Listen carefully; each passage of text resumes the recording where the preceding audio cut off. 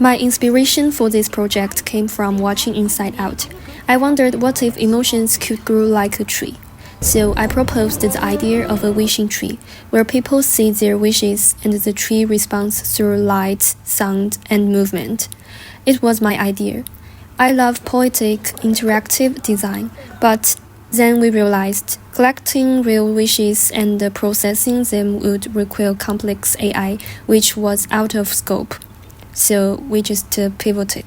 We turned it into a magic tree, a collaborative installation where people co-create something magical through interaction. I narrowly took the role of concept builder. I'm good at visualizing abstract ideas and triggering system-level solutions. I helped shape the structure of our interaction and pushed several key ideas through every iteration. In the first phase, I focused on concept design and building the physical model. I wanted to make the tree move. First, I thought we could use motors to lift the structure. But later, I learned motors only rotate, not move up-down directly. So I came up with a smart pulley-based idea. Using thread to tie branches and roll them through a motor. Used straws from the restaurant I worked at and built the trunk using cardboard. We tested the idea. It works.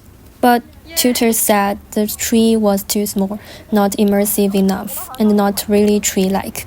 Also, without actual wish data, the wishing tree felt disconnected.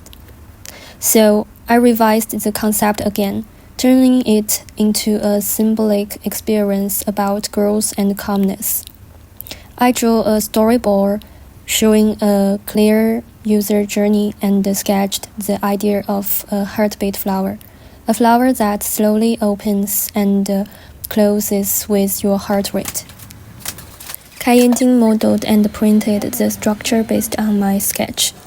One key shift in thinking came when we failed to make branch movements work. The walls inside kept tangling, and the angle was hard to control. That's when I thought, what if instead of moving many branches, we focused on one symbolic motion? That's how the heartbeat flower idea became central. A softer, more meaningful way to visualize inner emotion through motion. In the next version, we used a bigger trunk, wood boards for the base, and decorative cardboard. We searched for weeks and finally used bamboo for branches. Lightweight and beautiful. Still, I didn't want to give up on making the tree move, so I came up with a new idea. If we can't move the branches, let's make the whole tree raise. By this point, our tree was getting bigger and heavier, so the old pulley idea no longer worked. Motors couldn't lift it anymore. That's when I proposed using a threaded screw rod to push the tree upward, like slowly turning a bottle cap. We selected a 1.6 meter screw rod and used a lightweight foam tube for the moving trunk. I was responsible for the structural design and all the internal welding, and I worked with Eve to solder the circuit. This part was extremely tough. We kept running into unstable voltage, motor mismatches, and had to try several different power adapters. We spent weeks testing and debugging, and thanks to Andrew's help, we finally got the tree to raise successfully. We also tested the LED light strip system. Initially, we tried multiple strips with different controls, but it was unstable and consumed too much power. After a few tests, we decided to use just one LED strip, triggered by distance, simple and effective. After weeks of building and testing, we completed our final interactive installation, the meditation tree. It transforms a person's calmness, presence, and rhythm into light, motion, and sound. First, when someone walks close, the LED strip lights up softly. Second, if they stand still, the tree slowly rises. It means the calmer, the higher. Thirdly, their heartbeat opens and closes a flower on the side. Finally, And colored paper seeds trigger matching nature sounds, such as wind, fire, or water. Now about my work.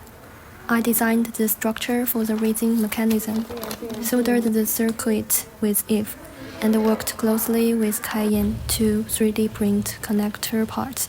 I also assisted with assembly and motor testing.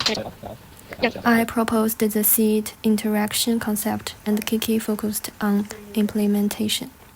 I drew the blooming flower sketch, and Cayenne modeled and printed it. Eve and Kiki tested the circuit. When the tree rotated during ascent, I designed a slope to stop it.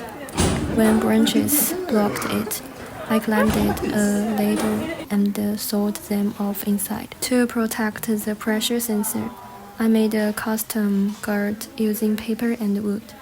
I also did all internal wiring, balancing layout with appearance, and finally designed the poster, curated the visual setup, and arranged the entire exhibition space. There's still room for improvement. The resin tree doesn't stop automatically.